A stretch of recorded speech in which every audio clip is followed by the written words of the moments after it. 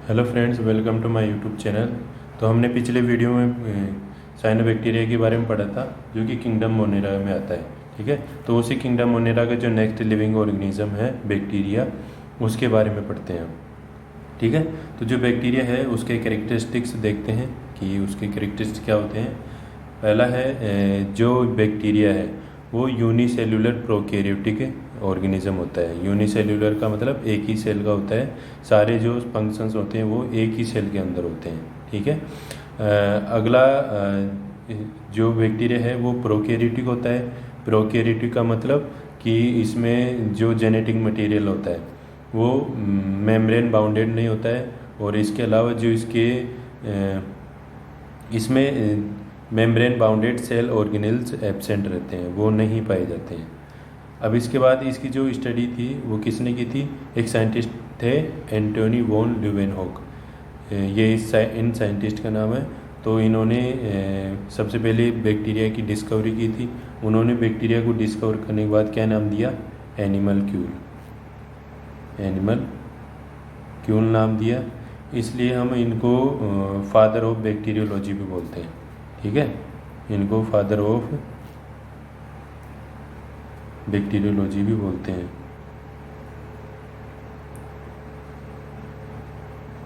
Father of bacteriology बोलते हैं। अब इनकी जो सॉरी अब ये कहाँ पाए जाते हैं, अगर हम बैक्टीरिया की बात करें तो जो बैक्टीरिया हैं वो लगभग हर जगह पाए जाते हैं।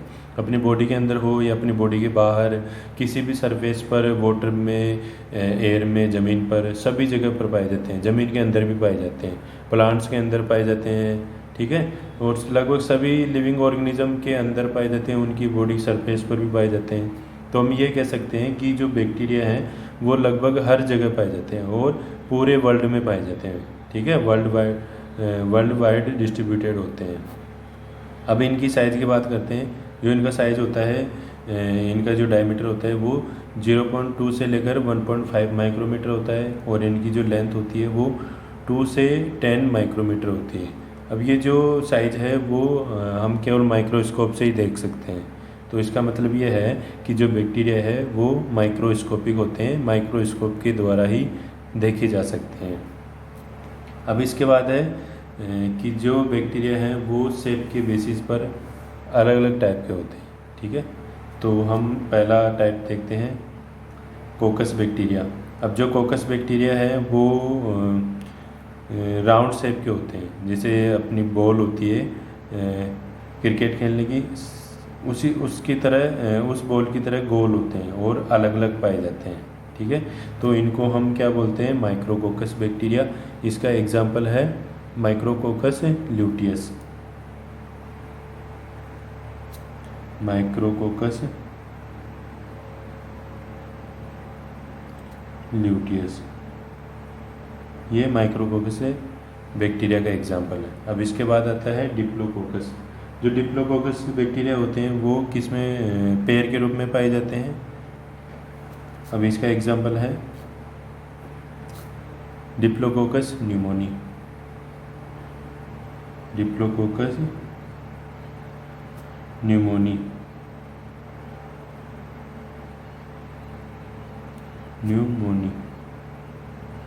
ये इसका एग्जाम्पल है। अब इसके बाद है टेट्राकोकस। अब जो टेट्राकोकस है उसमें 4 बैक्टीरिया बिल्कुल पास पास में होते हैं, जुड़े हुए पाए जाते हैं। तो इन बैक्टीरिया को हम क्या बोलते हैं, टेट्राकोकस बैक्टीरिया। ठीक है, इसका एग्जाम्पल है माइक्रोकोकस टेट्राजीनस। माइक्रोकोकस टेट्राजीनस, ये इस बैक्टीरिया का एग्जाम्पल है। अब नेक्स्ट है स्ट्रेप्टोकोकस। अब जो स्ट्रेप्टोकोकस बैक्टीरिया होते हैं वो आपस में जुड़ते हैं और एक चेन लाइक स्ट्रक्चर बनाते हैं। ठीक है, तो इनको हम क्या बोलते हैं, स्ट्रेप्टोकोकस बैक्टीरिया। इसका एग्जाम्पल है स्ट्रेप्टोकोकस लेक्टिस। स्ट्रेप्टोकोकस लेक्टिस। अब नेक्स्ट है स्टेफिलोकोकस। स्टेफिलोकोकस ऐसे बैक्टीरिया होते हैं जो कि आपस में जुड़कर एक गुच्छा बनाते हैं। तो ये जो बैक्टीरिया है वो आपस में बिल्कुल पास पास में आते हैं और एक इरेगुलर शेप बनाते हैं जो कि गुच्छे की तरह दिखती है। तो इनको हम क्या बोलते हैं, स्टेफिलोकोकस। इनमें कौन सा आता है एग्जाम्पल, स्टेफिलोकोकस ओरियस,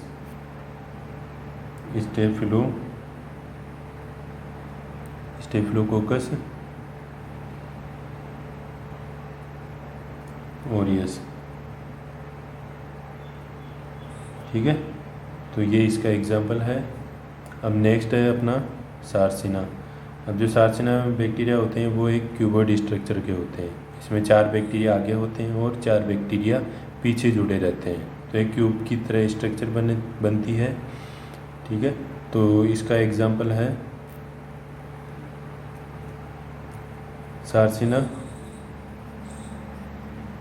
सार्सिना ल्यूटिया।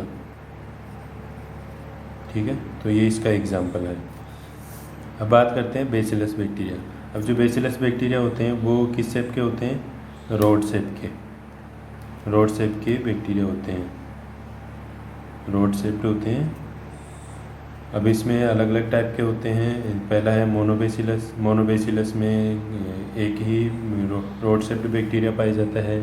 ठीक है, और डिप्लोबेसिलस में जो 2 रोड शेप्ड बैक्टीरिया आपस में पास पास में पाए जाते हैं, जुड़े हुए पाए जाते हैं। और स्ट्रेप्टोबेसिलस बैक्टीरिया में बहुत सारे रोड शेप्ड बैक्टीरिया पास में आते हैं और एक चेन लाइक स्ट्रक्चर बनाते हैं। ठीक है, अब यहाँ पर मोनोबेसिलस बैक्टीरिया का एग्जांपल देखते हैं हम। इसका एग्जांपल है बेसिलस। नेक्स्ट डिप्लोबेसिलस का एग्जांपल है कैरिनेबैक्टीरियम डिप्थेरी। कैरिनेबैक्टीरियम डिप्थेरी,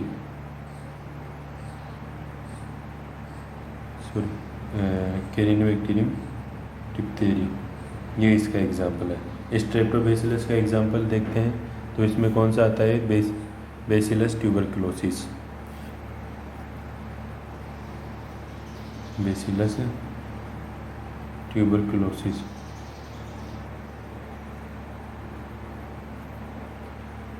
तो ये थे बेसिलस बैक्टीरिया। अब इसके बाद आते हैं स्पाइरल और कोइल्ड बैक्टीरिया। अब जो स्पाइरल और कोइल्ड बैक्टीरिया होते हैं वो एक स्नेक की तरह स्ट्रक्चर बना के रहते हैं। तो इनकी जो स्ट्रक्चर है वो स्नेक की तरह घूमी हुई पाई जाती है, इसलिए इनको हम क्या बोलते हैं, स्पाइरल और कोइल्ड बैक्टीरिया बोलते हैं। इसका एग्जाम्पल है स्पाइरिलम माइनस। इसका एग्जाम्पल है स्पाइरिलम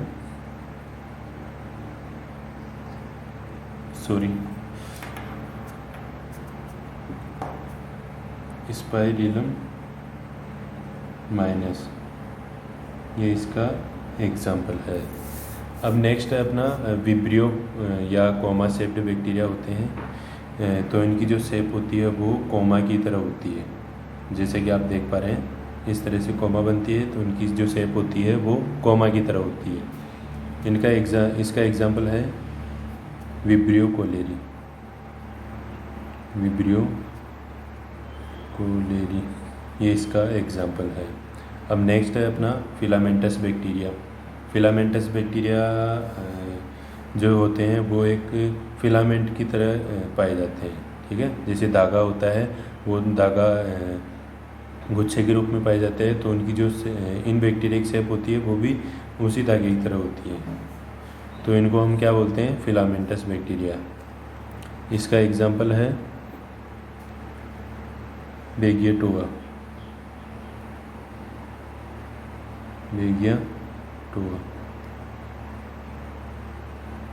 ये इसका एग्जाम्पल है। अब नेक्स्ट है अपना प्लियोमॉर्फिक बैक्टीरिया। प्लियोमॉर्फिक बैक्टीरिया ऐसे होते हैं जो कि अपनी शेप को चेंज कर सकते हैं। जब एनवायरनमेंट कंडीशंस चेंज होती है तो जो प्लियोमॉर्फिक बैक्टीरिया हैं वो भी उस एनवायरनमेंट के अकॉर्डिंग अपनी शेप चेंज कर लेते हैं, इसलिए हम इनको प्लियोमॉर्फिक बैक्टीरिया बोलते हैं। प्लियोमॉर्फिक बैक्टीरिया को हिंदी में बहुरूपी बैक्टीरिया भी बोलते हैं, बहुरूपी बैक्टीरिया। इसका एग्जाम्पल है एसिटिक एसिड बैक्टीरिया।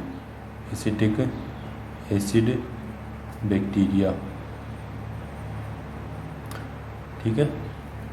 अब एक साइंटिस्ट थे क्रिस्टियन ग्राम। इन्होंने क्या देखा कि जो बैक्टीरिया हैं उनमें से कुछ बैक्टीरिया तो डाई को रिटेन करते हैं और कुछ बैक्टीरिया ऐसे होते हैं जो कि डाई को रिटेन नहीं करते हैं। ठीक है।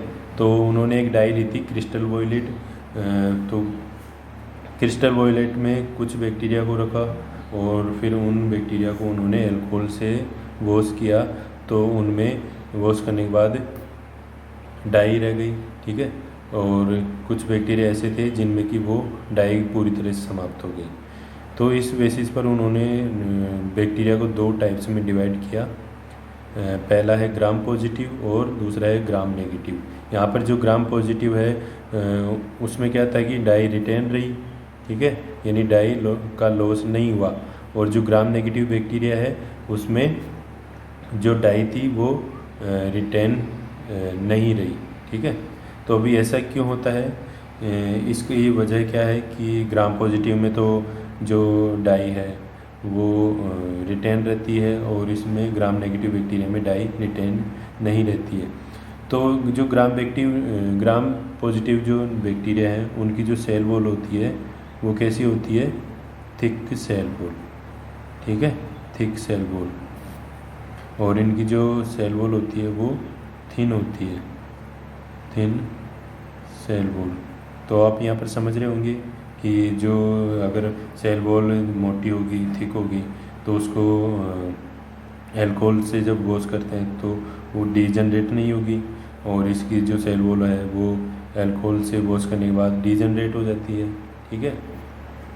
तो इसलिए इनमें जो डाई है वो रिटेन नहीं रहती है। ठीक है। तो ये था बैक्टीरिया के कैरेक्टरिस्टिक्स और उनके शेप के बेसिस पर उनके टाइप्स और स्टेनिंग के बेसिस पर उनके टाइप्स, ग्राम पॉजिटिव बैक्टीरिया और gram negative bacteria. Thank you. अगर आपको वीडियो पसंद आया है तो लाइक कीजिए और अपने दोस्तों को शेयर कीजिए और मेरे चैनल को सब्सक्राइब कीजिए। Thank you.